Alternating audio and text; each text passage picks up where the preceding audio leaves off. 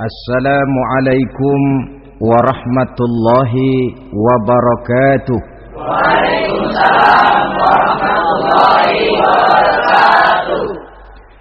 Bismillahirrahmanirrahim. Alhamdulillahi rabbil alamin.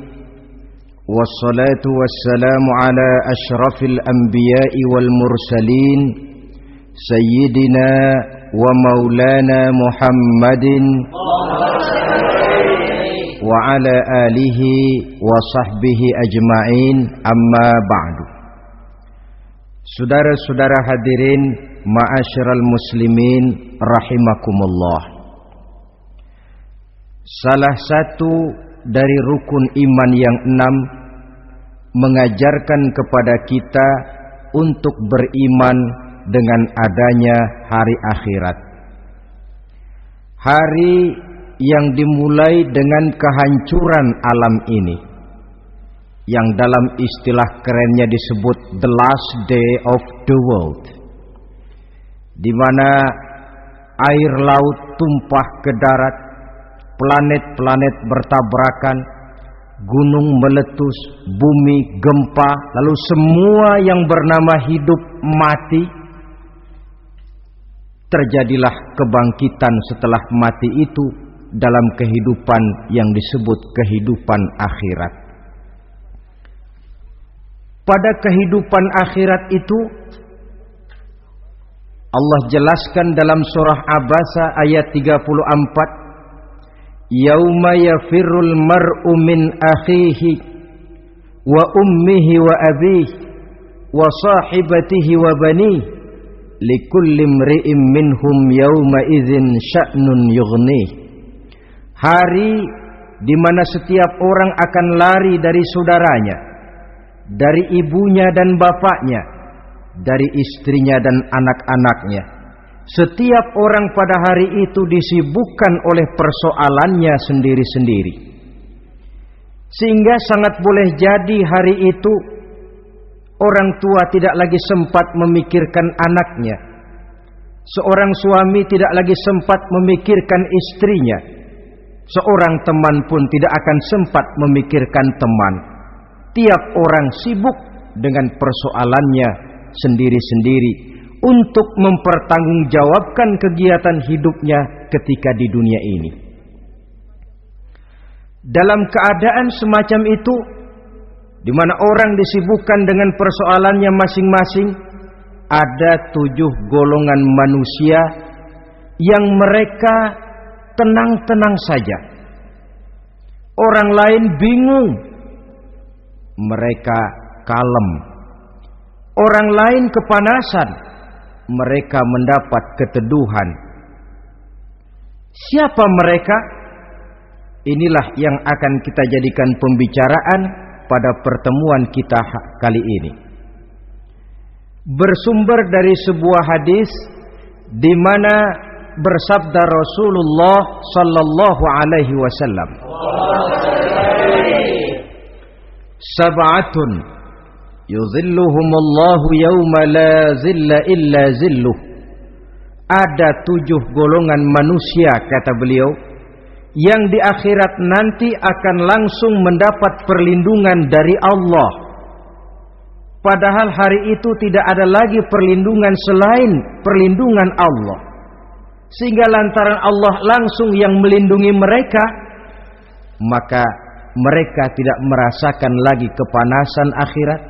Mereka tidak lagi merasakan kebingungan. Mereka tidak lagi disibukkan oleh persoalan, lantaran mereka langsung dilindungi oleh Allah subhanahu wa ta'ala. Siapa gerangan yang 7 orang ini? Marilah kita lihat satu persatu dengan harapan mudah-mudahan kita termasuk salah satu di dalamnya. Amin ya rabbal alamin. Manusia pertama yang langsung mendapat perlindungan dari Allah, kata Nabi, imamun adil, pemimpin yang adil. Siapa sih pemimpin itu dan apa artinya adil?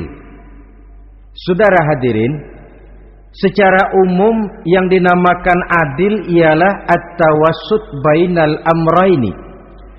Orang yang pandai mengambil sikap jalan tengah dari dua persoalan yang dihadapinya. Biasanya tidak berat ke kiri, juga tidak berat ke kanan. Itu yang disebut adil.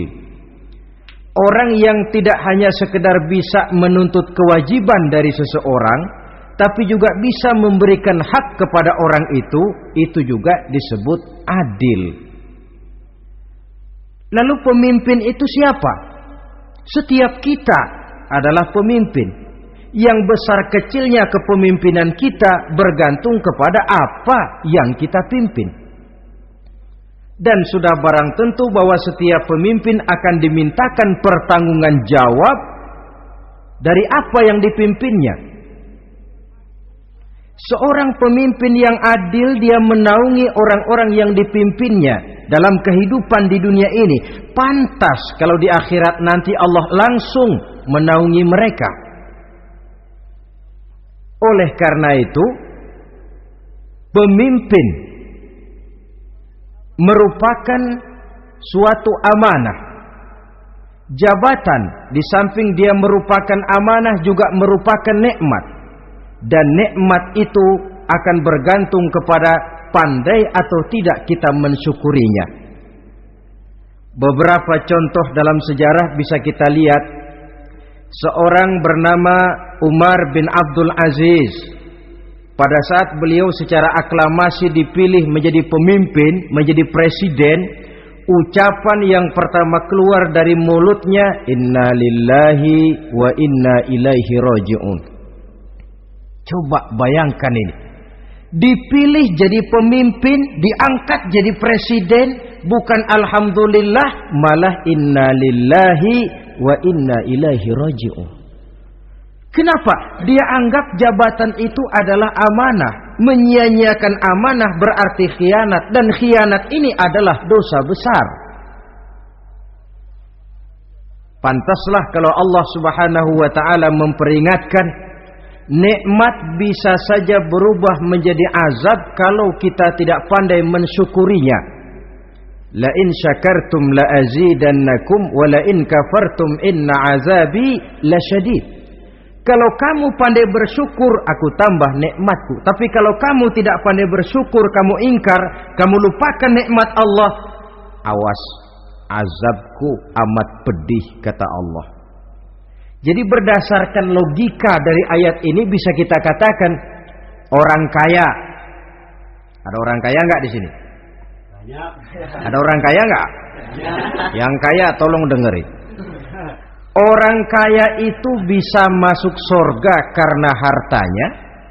Pun orang kaya banyak yang masuk neraka juga gara-gara hartanya. Tergantung syukur apa tidak syukur.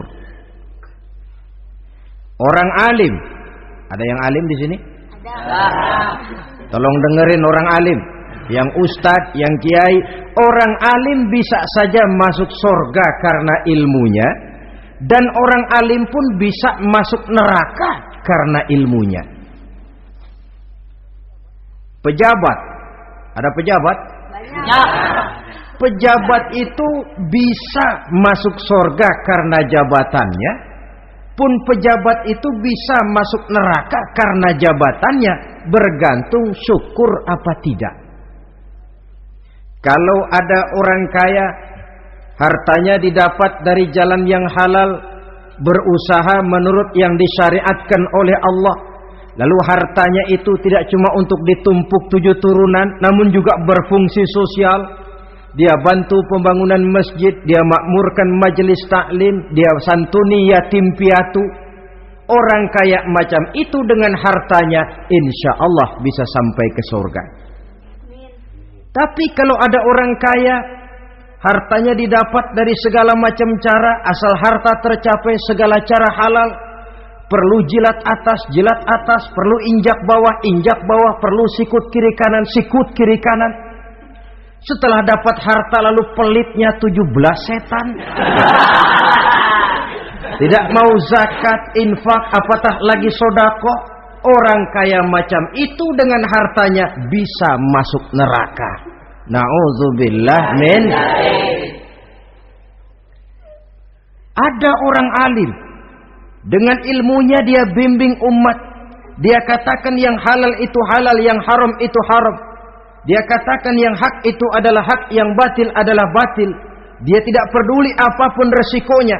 Orang alim semacam itu dengan ilmunya bisa sampai ke surga. Tapi kalau ada orang alim, dengan ilmunya dia malah membodoh-bodohi orang yang memang sudah bodoh. Yang halal dibilang haram, yang haram dibikin remeng-remeng. Menjadi penjilat kesana kemari. Orang alim semacam itu bisa masuk neraka karena ilmunya. Begitu juga pejabat, pemimpin. Kalau dengan jabatannya sebagai pemimpin dia berlaku adil, menaungi rakyatnya. Orang besar salah dihukum, orang kecil salah juga dihukum. Tidak hanya pandai menuntut kewajiban, tapi juga pandai memberikan hak. Pemimpin yang adil semacam ini mensyukuri nikmatnya jabatannya, dia bisa sampai ke surga karena jabatannya. Tapi kalau dengan jabatannya dia berlaku sewenang-wenang, yang besar salah didiamkan, yang kecil salah segera ditegakkan hukum,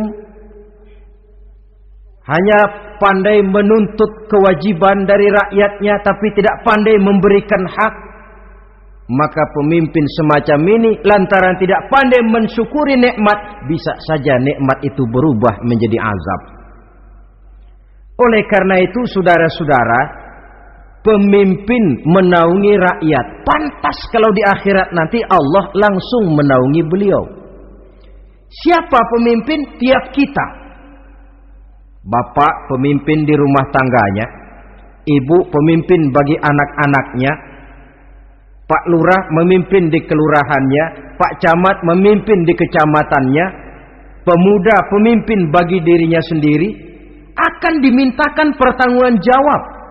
Kalian para remaja yang hadir di sini memimpin dirimu sendiri. Kau akan ditanya, tanganmu kau lebih banyak gunakan buat apa? Kakimu lebih banyak kau bawa jalan kemana? Lidahmu lebih banyak membicarakan apa? Dan hari pertanggungan jawab nanti kalian jangan berharap akan ada saksi dari luar. Saksinya anggota badan kita sendiri. Dalam surah Yasin Allah jelaskan, Al-yawma nakhtimu ala afwahihim wa tukallimuna aydihim wa tashhadu arjuluhum bima kanu yaksibun. Ada kan di surah Yasin? Ayat berapa?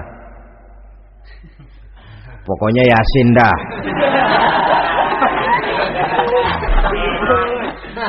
Daripada repot-repot, pokoknya Yasin gitu aja biar urusan lancar. Al-yawma nakhtimu ala afwahihim. Pada hari itu kami kunci mulut mereka. Jadi tidak pandai lagi mulut ini bicara. Wa tukallimuna aydihim, tangan-tangan mereka yang akan bicara kepada kami. Wa tashhadu arjuluhum, kaki mereka akan memberikan kesaksian bima kanu yaksibun, terhadap apa saja yang telah pernah mereka lakukan dalam kehidupan di dunia ini. Hari pertanggungan jawab. Oleh karena itu kalau kita memimpin diri sendiri, berlakulah adil kepada diri sendiri. Nah, lalu masalahnya memang kita mesti adil kepada siapa saja sih? Ada 3 hal pokok yang kita harus berlaku adil. Pertama, adil kepada Allah. Yang kedua, adil kepada sesama makhluk. Dan yang ketiga, adil kepada diri sendiri. Adil kepada Allah artinya apa? Mendahulukan hak Allah daripada kepentingan pribadi. Kalau sudah datang waktu sholat asar misalnya, walaupun sedang enaknya latihan voli, berhentilah dulu sebentar. Sholat kita adil kepada Allah. Adil kenapa? Dalam contohnya dengan sholat misalnya. Sholat itu kan sehari semalam 5 waktu yang wajib. Betul apa betul? Betul. 5 waktu. Lah sholat itu, kalau sholat bagus, taruhlah 7 menit. Kalau sholatnya itu kilat, 4 menit. Ada lagi yang kilat khusus, nggak pakai perangko, 2 menit barangkali selesai. Taruhlah 5 menit kita ambil yang bagus. Kalau 5 waktu kali 5 menit kan cuma 25 menit. Sementara Allah memberikan kita hidup ini 24 jam sehari semalam. Cuma 25 menit diminta untuk ibadah kepadanya. Tidak sanggupkah kita berlaku adil? 25 menit ini untuk menghadapmu ya Allah. Sementara engkau telah memberikan restannya 23 jam 35 menit untuk hidup dalam sehari semalam. Mendahulukan hak Allah daripada kepentingan pribadi. Adil kepada Allah. Adil kepada yang kedua, adil kepada sesama makhluk. Adil kepada manusia, adil kepada binatang, adil kepada alam. Yang kalau prinsip keadilan itu kita langgar akan membawa efek bagi diri kita juga. Manusia sekarang kan tidak adil kepada alam. Misalnya apa? Hutan ditebangi secara liar, gunung-gunung menjadi gundul. Akibatnya ketika turun hujan terjadi erosi, banjir melanda kemana-mana, tanah longsor terjadi. Akibatnya terkena manusia juga kalau mereka sudah tidak menjaga keseimbangan alam ini. Adil kepada orang lain, apakah itu namanya tetangga, teman, keluarga. Dan yang ketiga, adil kepada diri sendiri. Bagaimana pengertiannya? Mata ini punya hak untuk tidur. Begadang terus tiap malam, tidak adil kepada mata. Nah, ini yang ketawanya paling kencang pasti tukang begadang ini.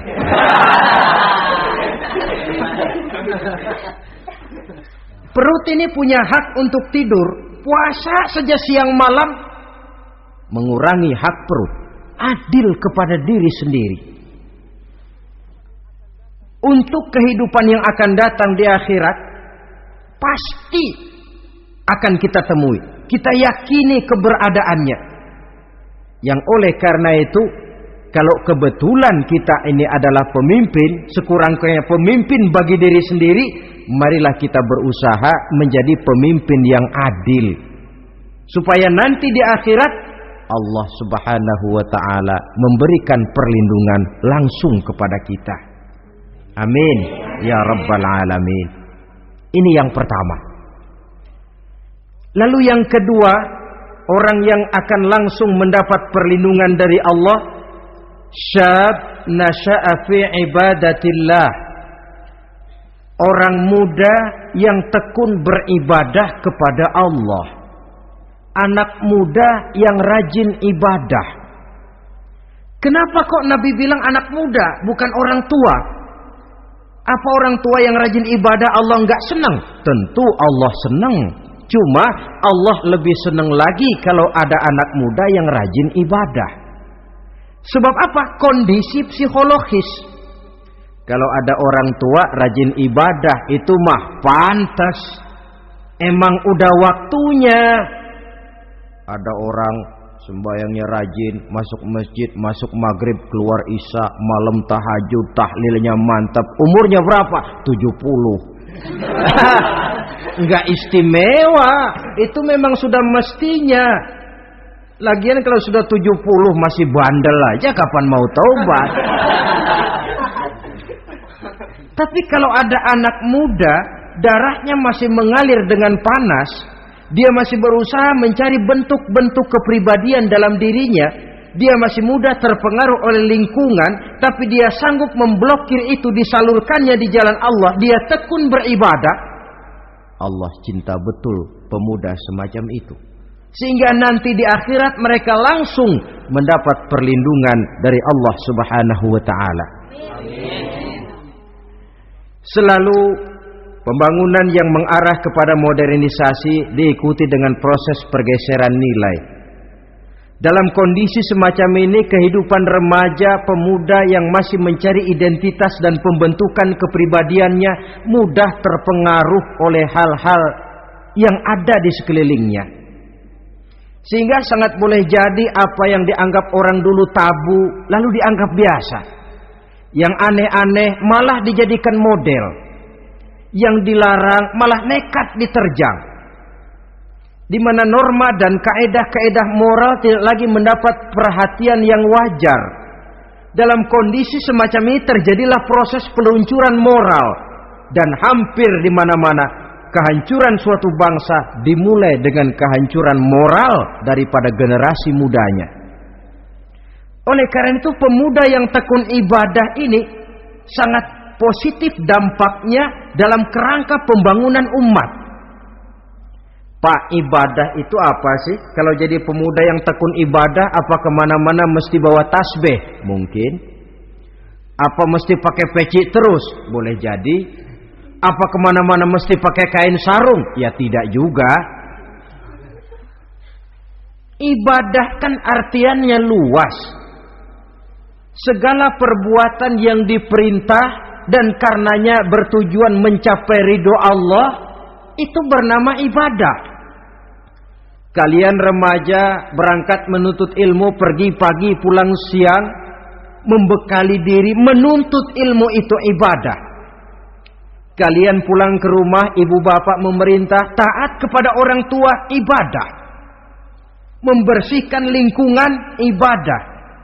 Bahkan jaga di waktu malam pun kalau untuk dengan niat bismillah, saya jaga malam ini untuk ketenangan rakyat supaya mereka tekun dan tenang melaksanakan ibadah, itu tercatat sebagai amal soleh yang bernilai ibadah. Jadi tidak cuma sekedar sujud, tidak cuma sekedar baca Quran, seluruh aspek kehidupan manusia yang diperintah Allah dan yang bertujuan mencari ridho Allah itu bernilai ibadah. Pemuda yang tekun melaksanakan ibadah kepada Allah. Apalagi terutama adik-adik remaja yang hadir pada kesempatan ini, masa muda itu masa yang paling indah memang. Sampai orang Kulon bilang, there is not delightful memorize. Iya, Barat itu kan Kulon. Saya lebih senang pakai orang Kulon saja. There is not delightful memorize and then the youth moment. Bahwa tidak ada masa yang lebih indah selain masa muda. Tapi masa muda yang katanya indah itu sebentar. Sebentar sekali. Kalau kita tidak pandai memanfaatkannya dengan sebaik-baiknya, boleh jadi dia akan hilang tanpa sesuatu yang ada artinya buat hari depan. Dan hari depan itu sebagian besar ditentukan oleh masa muda sekarang ini. Karena itu kepada yang muda saya berpesan, pergunakanlah masa muda itu dalam ketekunan beribadah kepada Allah. Ibadah dalam artian yang seluas-luasnya. Jangan seperti pepatah orang itu. Kelapa muda katanya kupas-kupasin, kelapa tua tinggal batoknya. Selagi muda puas-puasin, udah tua tinggal bongkoknya. Iyalah, kalau dipuas-puasin dalam arti yang positif, boleh. Mumpung masih muda, puas-puasin nuntut ilmu. Mumpung masih muda, puas-puasin ibadah. Mumpung masih muda, puas-puasin berbakti kepada kedua orang tua. Puas-puasin dalam artian yang positif, tentu saja bagus.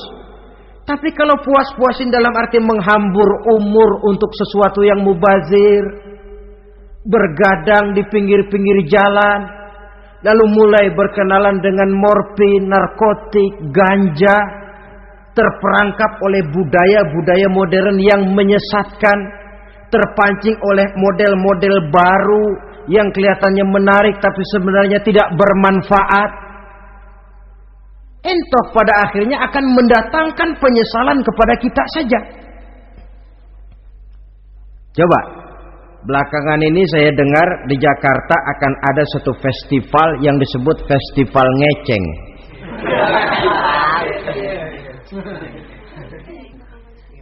Ngeceng ini kalau bahasa gampangnya nampang. Jadi itu biasanya muda-mudi diri di pinggir-pinggir jalan, pakai kacamata hitam, pakaian warna-warni, rambut dicat sedemikian rupa supaya menarik perhatian. Mereka diri di pinggir-pinggir jalan, nampang, istilah ngepopnya ngeceng katanya. Oh, ini mau diadakan festival, secara langsung atau tidak, festival ini kan mempopulerkan ngeceng jadinya. Yang tadinya orang awam gak kenal, lantaran diangkat ke permukaan jadi terkenal. Kalau sudah terkenal lalu jadi mode. Kalau sudah jadi mode, latahan.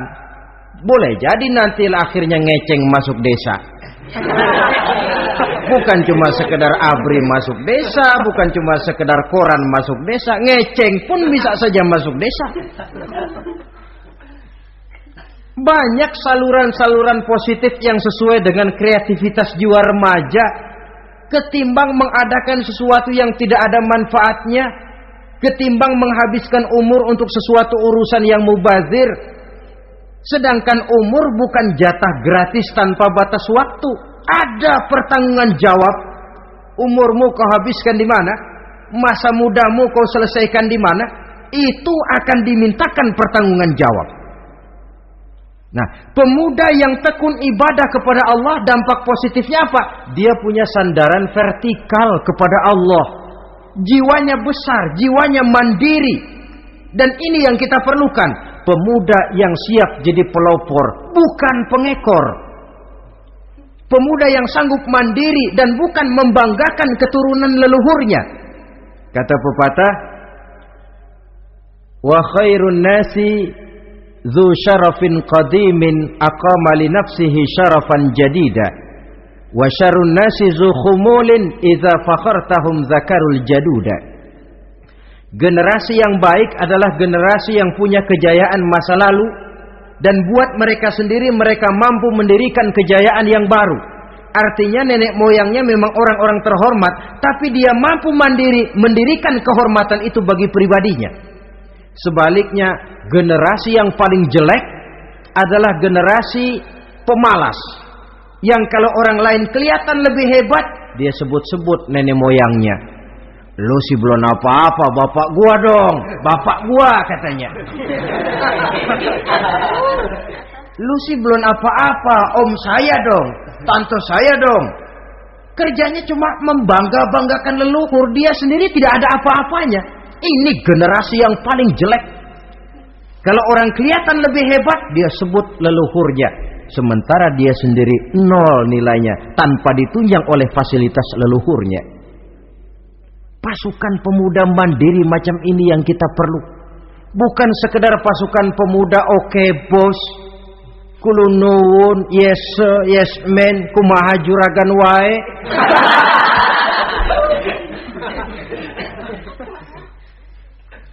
Dan terus terang kita miskin dengan pemuda yang mandiri, yang punya kepribadian, yang berani berkata ya terhadap yang benar dan berani berkata tidak terhadap yang tidak benar. Dari mana ini didapat? Sandaran vertikal dalam bentuk ibadah kepada Allah akan memantapkan jiwa, membersihkan hati, sehingga dia akan berfungsi seperti radar. Sandaran vertikalnya cuma kepada Allah. Inilah dampak positifnya. Karena itu tentu saja kita berharap sekurang-kurangnya pemuda-pemudi yang hadir pada kesempatan ini menjadilah pemuda-pemudi yang tekun beribadah kepada Allah. Amin. Amin. Nah, baiklah ya. Itu tadi yang kedua. Kita lanjutkan sekarang yang ketiga. Orang yang akan langsung mendapat perlindungan dari Allah. Kata Nabi, rajulun qalbuhu mu'allakun bil masjidi. Seseorang yang hatinya selalu terpaut kepada masjid. Apa arti terpaut kepada masjid ini? Apa orang yang gak pernah keluar-keluar dari masjid? Tentu saja bukan. Apa gunanya di dalam masjid terus kalau kerjanya cuma tidur doang? Maksud terpaut kepada masjid ini, hatinya selalu berpikir bagaimana memakmurkan masjid. Jasadnya boleh saja ada di kantor, boleh saja ada di pasar, boleh ada di sawah, boleh ada di ladang, tetapi hasil daripada usahanya dia lalu berpikir bagaimana memakmurkan masjid. Sebab apa? Masjid merupakan center of activity, pusat daripada kegiatan umat. Kalau kita lihat fungsi masjid di zaman Rasul, Di masjid beliau berdakwah, di masjid beliau mengatur negara, di masjid beliau mengadakan perundingan, di masjid beliau bermusyawarah dengan para sahabat. Pusat daripada kegiatan umat. Dan memakmurkan masjid ini dasarnya tidak lain karena iman kepada Allah. Prinsipnya bagaimana kita menghidupkan masjid dan bukan mencari hidup di masjid. Kalau sudah prinsipnya dibalik, bukan menghidupkan masjid tetapi mencari hidup di masjid, saya khawatir masjid akan ambruk. Nyatanya kadang-kadang masjid kita ini fungsinya belum maksimal. Kadang-kadang ada kok masjid yang bukanya cuma seminggu sekali.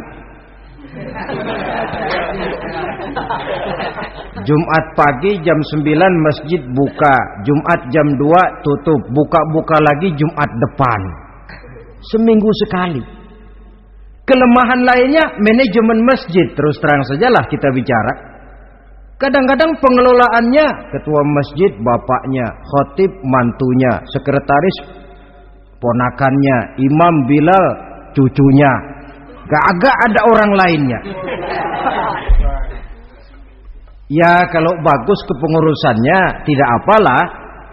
Tapi kadang-kadang kelemahannya ialah bagaimana menciptakan manajemen masjid yang baik sehingga masjid bisa berfungsi sebagaimana fungsinya di zaman Rasulullah sallallahu alaihi wasallam. Apalagi belakangan ini ada kecenderungan yang membuat kita optimis, gembira. Remaja, pemuda-pemudi mulai gemar datang ke masjid. Berkumpul membentuk remaja masjid, remaja musola, mengadakan kegiatan majelis taklim yang mingguan, yang bulanan, aksi sosial yang semuanya bermuara dari kehidupan masjid. Sesuatu yang menggembirakan. Dan sudah sepatutnya para pengelola masjid membuka pintu untuk bisa mengatur masjid menurut manajemen yang diharapkan oleh umat. Karena bagaimanapun di masjid dua jalur komunikasi, bahasa kerennya two-way traffic communication, itu bisa kita laksanakan. Yaitu hablum minallah wa hablum minan nas. Berhubungan kepada Allah dan berhubungan kepada sesama manusia bisa terlaksana di masjid. Berhubungan dengan Allah jelas saja lewat sholat misalnya. Berhubungan dengan sesama manusia jelas saja lewat musyawarah, lewat majelis taklim, lewat kegiatan-kegiatan yang mensyiarkan agama. Dan begitu selanjutnya. Saudara hadirin yang saya hormati, memakmurkan masjid sebagai rumah Allah. Sebab dalam hadis kursi Allah katakan, inna buyuti fil ardi al masajid wa inna zuwari fiha ummaruha. Rumahku di permukaan bumi adalah masjid-masjid kata Allah. Dan orang-orang yang memakmurkan masjid, orang yang datang ke masjid adalah tetamuku. Kalau Allah memerintahkan kita menghormati tamu, tentu Allah lebih tahu bagaimana menghormati tamunya sendiri. Allah mengajarkan kita, hormatilah tamumu. Sekarang kita yang menjadi tamunya Allah dengan datang ke masjid, dengan memakmurkan masjid, Allah lebih tahu menghormati tamunya. Ini yang ketiga. Yang keempat, hadirin, orang yang langsung mendapat perlindungan dari Allah itu rajulani tahabba fillahi ijtama'a alaihi wa tafarraqa alaihi. Dua orang yang menjalin persaudaraan, yang bertemu dan berpisah karena Allah, bersaudara karena Allah. Bukan karena orang punya pangkat tinggi lalu kita temani, bukan karena orang kaya lalu kita dekati, tetapi karena Allah. Kau di jalan Allah, mari kau saudara saya. Kau keluar dari jalan Allah, maaf sajalah, bawalah dirimu sendiri, saya akan membawa diri saya. Lebih baik sendiri daripada berteman jahat. Berdua memang lebih baik daripada sendiri, tapi sendiri lebih baik daripada berteman jahat. Maksudnya apa ini? Sederhana. dalam benci, sederhana dalam cinta. Ukurannya Allah. Al-Quran mengisyaratkan, wa asa an tuhibbu syai'an wa huwa syarrul lakum, wa asa an takrahu syai'an wa huwa khairul lakum. Sangat boleh jadi, kata Allah, kamu menyenangi sesuatu padahal akibatnya tidak baik bagi kamu. Dan sangat boleh jadi kamu membenci sesuatu padahal akibatnya baik bagi kamu. Nah, mari kita lihat. Kalau orang bersaudara cuma karena temannya itu punya pangkat tinggi, saya yakin kalau temannya pensiun, persaudaraannya akan selesai sampai di situ. Kalau kita mencari teman cuma karena dia kaya, satu saat dia jatuh bangkrut, jatuh miskin, persaudaraan akan selesai sampai di situ. Tapi kalau karena Allah yang bisa memisahkan kita apabila orang sudah keluar dari jalur yang diridhoi oleh Allah Subhanahu wa taala. Oleh karena itu, kepada semua hadirin, mari menjalin persaudaraan dalam bentuk ideal yang diajarkan oleh Islam, nilai persaudaraan yang diikat oleh akidah. Kalaupun harus benci, bencilah sederhana, tidak habis-habisan ngebenci orang. Kalaupun harus cinta, cintalah sederhana. Boleh jadi yang hari ini kita benci bukan main, besok kita senangi. Mungkin yang hari ini kita cintai mati-matian, besok sudah berubah menjadi yang kita benci. Sederhana saja, tidak usah berlebih-lebihan.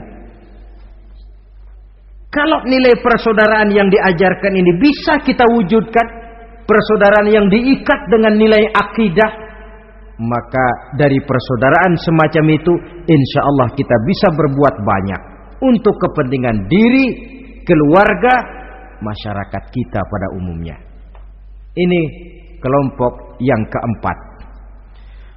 Orang kelima yang nanti langsung mendapat perlindungan Allah, rajulun da'athum ra'atun zatu mansibin wa jamalin ila nafsiha faqala inni akhafullaha rabbal alamin. Seorang laki-laki, kata Nabi, yang dipanggil oleh perempuan cantik. Laki-laki normal dipanggil oleh perempuan cantik. Untuk apa? Diajak melakukan perbuatan yang negatif. Tidak ada orang yang tahu. Tempatnya sepi. Apa yang terjadi? Orang ini berkata, inni akhafullaha rabbal alamin. Maaf saja, saya takut kepada Allah. Orang yang bermoral nanti di akhirat langsung dilindungi oleh Allah. Tidak mudah jatuh oleh bujuk rayu. Tidak mudah terpesona oleh wajah-wajah yang menggiurkan. Seperti dalam sejarah yang terkenal itu Nabi Yusuf alaihi salam. Kenal kan Nabi Yusuf? Nabi Yusuf itu bekerja di istana Kitfir. Kitfir ini punya istri namanya Zulaikha. Orangnya cantik. Diam-diam Zulaikha ini rupanya naksir sama Yusuf. Satu hari suaminya tidak ada di rumah, pintu dikunci-kunciin. Setelah pintu semua terkunci, dia panggil Nabi Yusuf, "Hai Talak, Yusuf, sini." Kata Yusuf, "Mau ngapain?"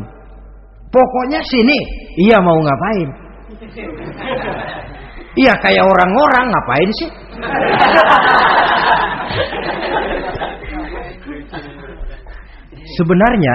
Sebenarnya ini Zulaikha senang kepada Yusuf, Yusuf pun demikian. Walaqad hammat bihi wa hamma biha. Zulaikha menyenangi Yusuf, Yusuf pun menyenangi Zulaikha. Tapi apa? Walaula an ra'a burhana rabbih.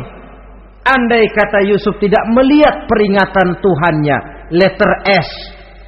Yusuf, ini bukan pekarangan ente, dilarang parkir di sini. Sehingga walaupun tidak ada yang tahu, tidak ada yang melihat, Nabi Yusuf selamat dari bujuk rayu Zulaikha. Mempertahankan nilai-nilai moral di tengah kemajuan zaman memang merupakan pekerjaan yang tidak ringan. Merupakan pekerjaan yang sangat berat. Akan ada saja cobaan, akan ada saja gangguan yang kita temui di sepanjang perjalanan hidup ini. Tapi sebaliknya, kalau orang sudah tidak lagi menjunjung moral yang tinggi, lalu hidup menurut selera sendiri-sendiri, ya kita lihatlah lahirnya kebudayaan kumpul kebo yang diawali dengan free sex yang mengarah kepada summon living alias hidup bersama tanpa nikah. Memang sebabnya boleh jadi macam-macam. Mungkin karena broken home, nggak merasa diperhatikan di rumah, ibu bapak sibuk, lalu anak mencari kesibukan sendiri. Mungkin karena tekanan ekonomi dalam kehidupan miskin, lalu ada yang menawarkan kerjaan, tidak taunya malah dilemparkan ke lembah hitam. Mungkin juga karena pengaruh pergaulan dari lingkungan baik-baik, lalu berteman dengan yang tidak baik, hanyut ditelan arus pergaulan. Mungkin juga pengaruh kebudayaan yang dia tonton, buku yang dia baca, film yang dia lihat, ikut mewarnai dan membentuk kepribadiannya. Tapi apapun alasannya, satu hal yang jelas, semuanya berangkat dari rapuhnya pegangan orang kepada nilai-nilai agama. Sebab sumber nilai moral yang tertinggi tidak lain agama adanya. Intinya apa? Intinya tidak lain, orang yang beragama itu meyakini bahwa kemanapun dia pergi, dimanapun dia berada, Allah selalu melihat yang dia lakukan. An ta'budallaha ka'annaka tarahu fa illam takun tarahu fa innahu yaraka. Begitu yang kita pelajari dalam ihsan. Engkau beribadah kepada Allah seolah-olah kau lihat Allah. Kalaupun Allah tidak kau lihat, yakinlah Allah melihatmu. Jadi kalau saya sendiri, yang kedua itu Allah. Dibujuk rayu oleh cewek cakep, ayo dah bang, gak ada orang, kita cuma berdua. Dia bilang enggak, kita enggak berdua, bertiga. Berdua bang, bertiga. Yang ketiga siapa? Lu, gue, Allah, tiga.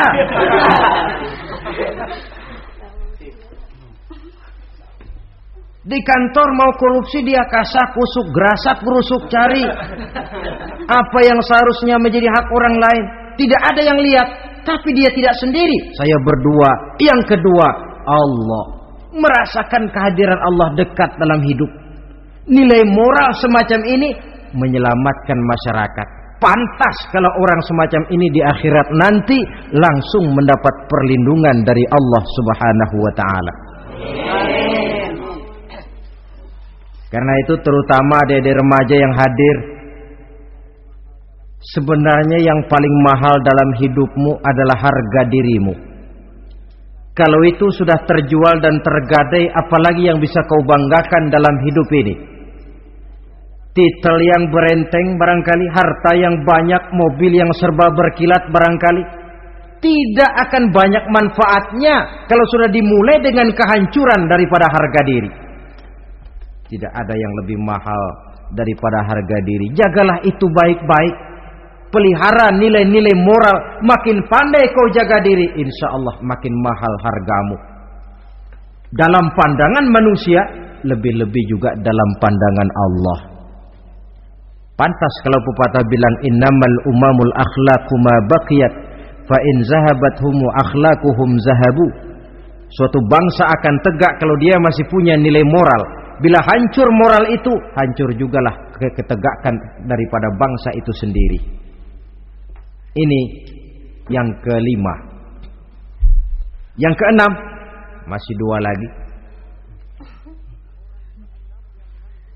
Orang keenam yang nanti akan langsung mendapat perlindungan dari Allah, rajulun zakarallaha khalian fafadat ainahu. Seseorang yang mengingat Allah dalam kesunyian, lalu berlinang air matanya. Tengah malam dia bangun, bertahajud dia kepada Allah. Gemersik tikar tersentuh tangan, laksana lambaian tangan malaikat maut nak datang merenggut nyawa. Terbayang segala dosa dan kesalahan, tergambar semua kekeliruan yang dilakukan dalam hidup. Lalu air mata pun tanpa terasa berurai membasahi pipi. Orang yang mengingat Allah dalam kesunyian. Saudara, tidak ada orangnya itu yang tidak punya dosa. Coba saya mau tanya, yang kumpul di sini ada nggak orangnya yang nggak punya dosa? Tidak ada. Dan memang orang yang baik itu bukan orang yang tidak punya dosa, sebab tidak ada orang yang tidak punya dosa. Orang yang baik adalah orang yang apabila dia melakukan dosa, dia segera sadar, dijadikannya itu sebagai pelajaran untuk tidak diulanginya lagi pada masa yang akan datang. Dengan kata lain, mengingat Allah dalam kesunyian itu artinya bertaubat. Ini kan anak muda sekarang ini kalau diajak bicara taubat, taubat mah urusan 70 ke atas, Pak. Kita ini masih lama. Padahal masalah taubat bukan masalah tua. Masalah taubat adalah masalah dosa, dan masalah dosa adalah masalah manusia sejak dia akil balik sampai dengan kehidupannya yang sekarang. Sengaja atau tidak, besar atau kecil, ringan atau berat, tiap kita mesti mempunyai yang namanya dosa. Allah Maha penerima taubat sepanjang nafas belum sampai di kerongkongan. Jikalau nafas sudah sampai di tenggorokan, baru kita mau melaksanakan yang namanya taubat. Kasihlah itu.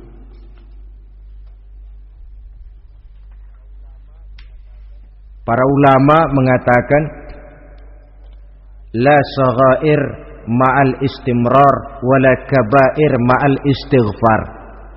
Tidak ada dosa kecil kalau ditumpuk terus, dan tidak ada dosa besar kalau diikuti dengan istighfar, permohonan ampun kepada Allah.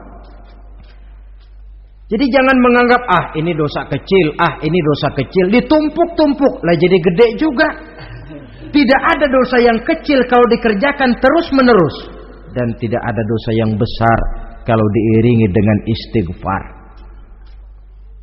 Dalam kehidupan ini apabila dosa sudah bertumpuk, maksiat merajalela, munkarat menjadi jadi, Allah tidak akan segan-segan menurunkan azab. Azabnya itu bisa dalam bentuk bencana alam, banjir namanya, kebakaran merajalela namanya, gempa bumi namanya, bendungan pecah namanya, reaktor atom bocor namanya. Namanya boleh jadi macam-macam. Sebab apa? Al-Quran memberikan jaminan, wa ma kana Allahu liyu'adzibahum wa hum yastaghfirun. Allah tidak akan menurunkan azab selama di tengah masyarakat manusia masih banyak orang yang istighfar kepada Allah. Jadi hakikatnya kita ini berhutang jasa kepada orang yang rajin sujud, rajin mohon ampun kepada Allah. Lantaran mereka barangkali azab tidak diturunkan oleh Allah kalau melihat banyaknya sudah munkarat dan maksiat. Mengingat Allah dalam kesunyian, tengah malam, waktu yang mustajabah, terutama sepertiga malam yang akhir, situasinya lain. Gak percaya boleh coba lah, nyoba kan gak bayar. Coba kalian bangun tengah malam, tahajud, kalian akan menemukan satu suasana yang lain daripada misalnya kalau kalian sembahyang zuhur tengah hari panas terik di tengah banyak orang. Hati bergetar. Segala kekeliruan yang pernah kita kerjakan lalu terbayang, dan air mata tanpa terasa, tanpa diundang bahkan berurai membasahi pipi. Ya Allah, alangkah nikmatnya suasana macam itu, menciptakan perasaan dekat dengan Allah, terwujud kedamaian batin. Dan ini yang banyak dicari orang sekarang, yang kadang-kadang karena terlalu ingin mencari kedamaian lalu keliru jalan. Yang bertapa di gua-gua katanya nyepi dari kehidupan manusia, memencilkan diri dengan cara-cara yang mereka atur sendiri. Tidak macam itu. Quran punya resep. Ala inna bi dzikrillahi tatmainnul qulub. Ketahuilah dengan banyak mengingat Allah, hati menjadi tenang, jiwa menjadi lapang, pikiran menjadi damai. Ini resep Islam untuk mencapai ketenangan jiwa. Mengingat Allah dalam kesunyian. Saudara hadirin yang saya hormati, ini aspek daripada ibadah. Jadi dengan kata lain, masalah mengingat Allah dalam kesunyian, mengingat dosa bukan urusan orang tua, tapi masalah manusia. Siapapun adanya, sejak dia akil balik, mesti entah kecil besar, entah sedikit entah banyak, ada kesalahan yang dilakukannya. Karena itu, kalau kita masih diberikan kesempatan untuk hidup, artinya Allah masih memberikan kesempatan kepada kita untuk memperbaiki diri. Nanti kalau sudah sangkakala ditiup, alam hancur seperti yang saya jelaskan di awal tadi, sudah tidak sempat lagi, yang tinggal menyesal. Ada yang meratap lalu berkata, ya laitani kuntu turaba. Dalam Quran, aduh, andai kata kita bisa balik jadi tanah aja dah dulunya, jangan jadi orang. Kalau dulu kita tetap jadi tanah mah nggak tanggung jawab apa-apa. Dijadiin orang sekarang mesti tanggung jawab. Bagaimana ini? Bingung. Ada yang berkata, ma aghna anni maliyah halka anni sultaniyah. Ternyata harta yang saya bangga-banggakan tidak bawa manfaat hari ini. Ternyata jabatan yang pernah saya duduki malah merusak saya hari ini. Tinggal lagi penyesalan karena kelalaian memanfaatkan waktu hidup dalam kehidupan di dunia ini. Karena itu pandai-pandailah membagi orientasi. Ada saatnya kita sibuk tenggelam dalam berbagai urusan dunia, lain saat tenggelam dalam kefanaan dan kesunyian, membekali diri untuk kehidupan akhirat nanti. Sebentar meninggalkan dunia, rekes kepada Allah, mi'raj, naik menghadap Allah, supaya terwujud keseimbangan untuk mencapai fid dunya hasanah wa fil akhirati kebahagiaan dan kebaikan di dunia maupun di akhirat nanti. Inilah golongan yang keenam, orang yang langsung mendapat perlindungan Allah, yang mengingat Allah dalam kesunyian. Yang ketujuh, yang terakhir, orang yang langsung mendapat perlindungan dari Allah di akhirat nanti, rajulun tasaddaqa bi sadaqatin fa akhfaha hatta la ta'lama shimaluhu ma tunfiqu yaminuhu. Seseorang yang bersedekah lalu dia ikhlas dengan sedekahnya sehingga tangan kirinya tidak tahu apa yang diberikan oleh tangan kanannya. Orang yang pemurah, orang yang menyadari bahwa apapun yang dia punya dalam hidup ini cuma sekedar titipan. Fungsinya lalu seperti keran, menyimpan air tapi untuk disalurkan lagi kepada orang yang memang memerlukannya. Alangkah nikmatnya kalau Allah memberikan kepercayaan kepada kita untuk menjadi penyalur, distributor rezeki. Kalau kita ingat kemari, berpikir ke sini, kita tidak akan sayang lagi. Enak saja yang peras keringat banting tulang cari rezeki saya, sampean datang-datang mau minta. Lah, mungkin rezeki dia tapi lewat tangan kita. Satu kehormatan dari Allah kalau kita dijadikan seperti keran, menyimpan air tapi tidak untuk dirinya sendiri, disalurkannya kepada orang-orang yang memang memerlukannya. Tidak ada orang jatuh bangkrut lantaran bersikap pemurah, dan tidak ada orang jadi kaya raya lantaran dia bakhil atau pelit bin kikir alias medit.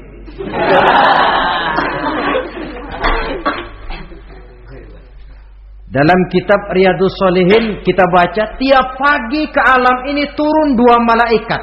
Cuma kita nggak tahu. Dua-duanya berdoa, yang sebelah kanan berdoa, yang sebelah kiri berdoa. Kata yang sebelah kanan doanya tiap pagi ini.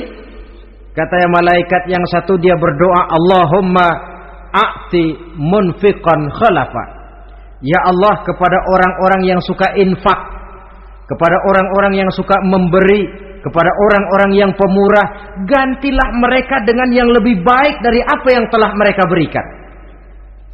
Lalu malaikat yang satu berdoa, Allahumma a'ti mumsikan talafa. Ya Allah, kepada orang-orang yang mumsik, bakhil, kikir, berilah mereka kerusakan dan kebinasaan di dalam harta mereka. Maka lihat sajalah, orang kaya tapi pelit, ada saja jalan yang kira-kira duitnya bakalan jadi keluar. dan nggak ada pahalanya. Apa kena musibah lalu berobat sekian juta, apa kemalingan, apa ditipu orang, ada saja cara duitnya keluar yang nggak ada pahalanya. Inilah prinsipnya. Allah mencintai orang pemurah.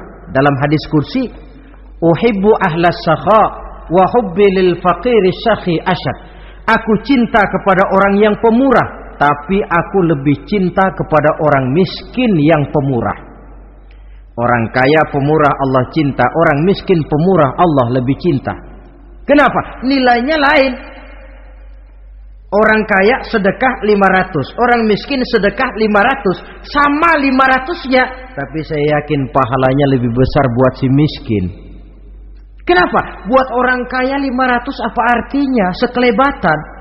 Buat si miskin 500 dia mesti peras keringat banting tulang, tapi dia berani memberi seperti beraninya orang kaya. Nilai ini yang dilihat oleh Allah.